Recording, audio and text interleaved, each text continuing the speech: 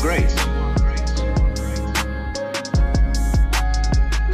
Well, ask God, maybe he'll give it to you. And the theologian will tell you, yes, God gives his grace freely. He gives it to all because he loves all. It's here like the air. All you have to do is receive it. Or a more orthodox, a Catholic Christian would say, all you have to do is to be baptized, to take the holy sacrament of the altar, the bread and wine, the body and blood of Christ, and there is the grace right there. And it's given by these simple physical means so that it's very easily and readily available. Well, a lot of people got baptized. And it doesn't always take.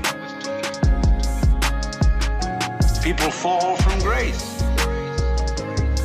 Why do they? You see, we're just talking about the same old problem. But we've put it a step up. But it's the same problem. How can I improve myself? Was the first problem. The second problem is, do you want grace?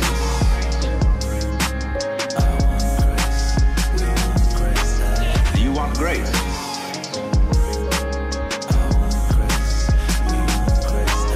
Do you want grace?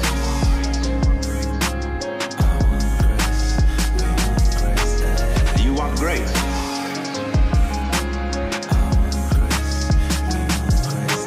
How can I accept grace? They're both the same problem. Because you've got to make a move, which will put yourself out of your own control into the control of a better. If you don't believe in the Christian kind of a God, you can believe in the Hindu kind of a God, who is your inner self. You see, you've got a lower self, which you can call your ego. That's that little scoundrelous fellow. It's always out for me. But behind the ego, there is the Atman, the inner self, the inward light, as Quakers would call it, the real self, the spirit, which is substantially identical with God. So you've got to meditate in such a way that you identify with your higher self. How do you do that? Well, you start by watching all your thoughts very carefully, watching your feelings, watching your emotions, so that you begin to build up a sense of separation between the watcher and what is watched. Do you want grace?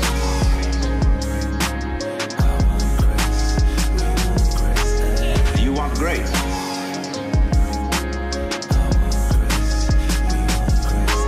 Do you want grace?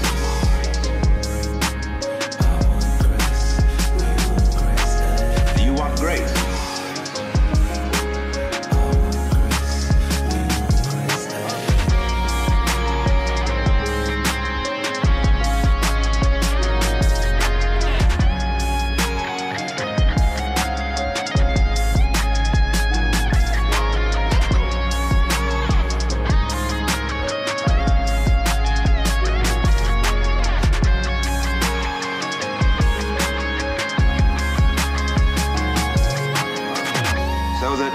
As it were, no longer carried away by your own stream of consciousness. You remain the witness, impassively, impartially, suspending judgment and watching it all go on. That seems to be something like progress. At least you're taking an objective view of what is going on. Of what is going on.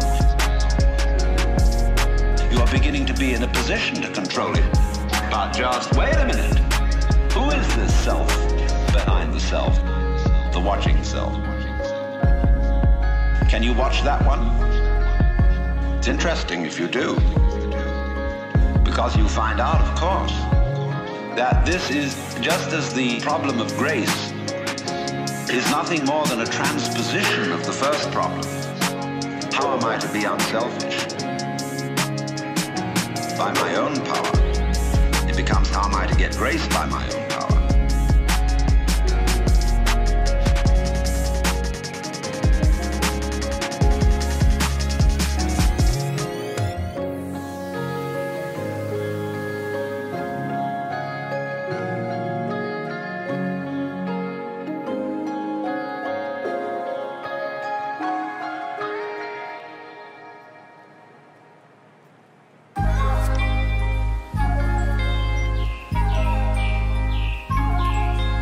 So, in the same way, we find that the watching self, or the observing self, behind all our thoughts and feelings, is itself a thought.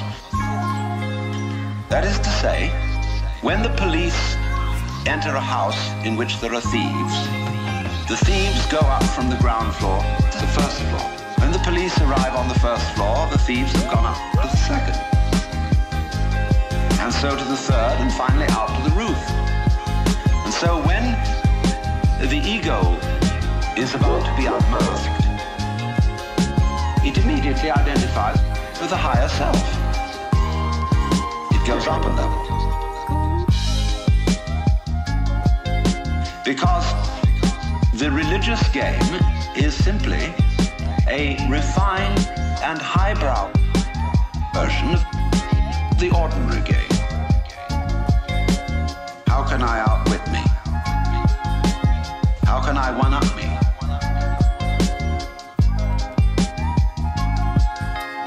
So, if I find, for example, that in the quest for pleasure, the ordinary pleasures of the world, food, sex, power, sex, power, all this becomes a drag, and I think, no, it isn't there, so I go in for the arts, literature, poetry, music, and I absorb myself in those pleasures, food, sex, power, and I absorb myself in literature, poetry, music, those pleasures, food, sex, power, and I absorb myself in literature, poetry, music,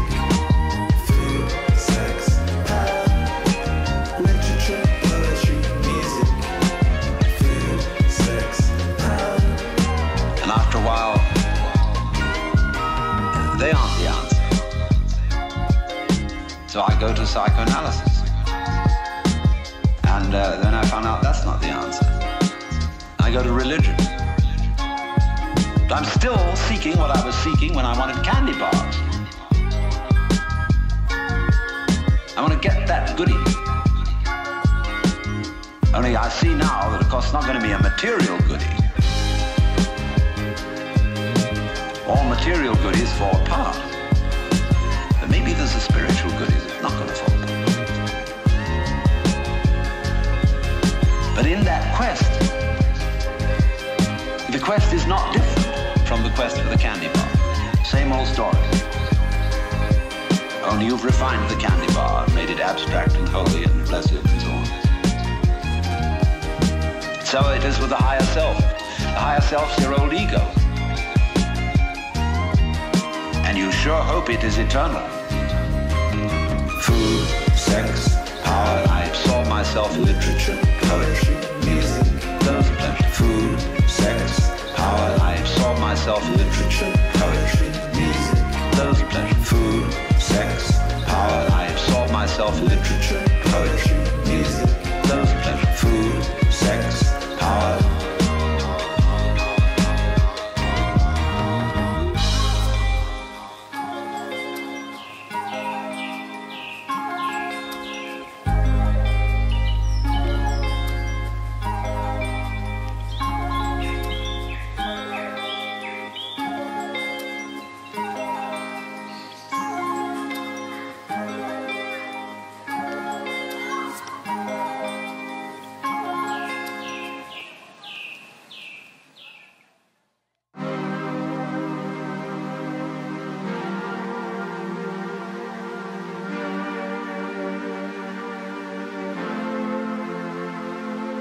Then the great problem is how to get that higher self working. how does it make any difference to what you do and what you think?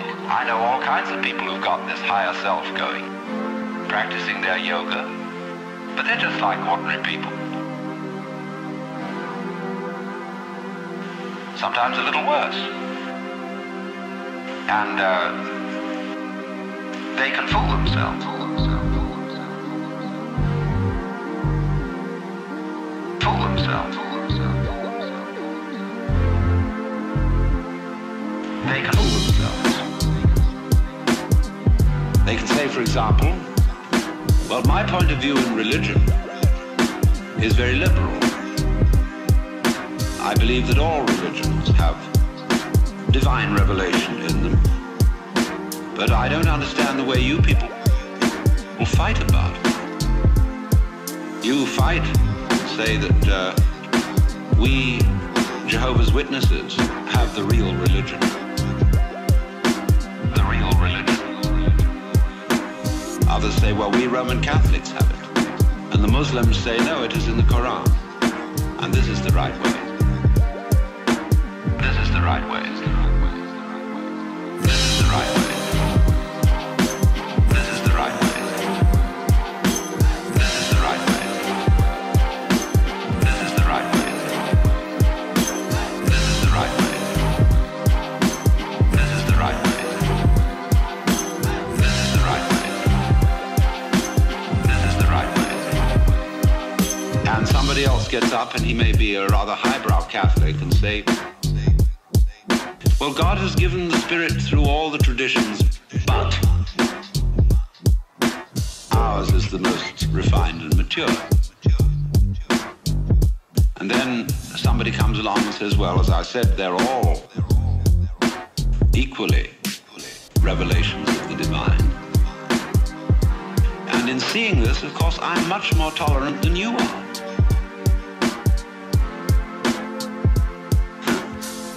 You see how that game is going to work?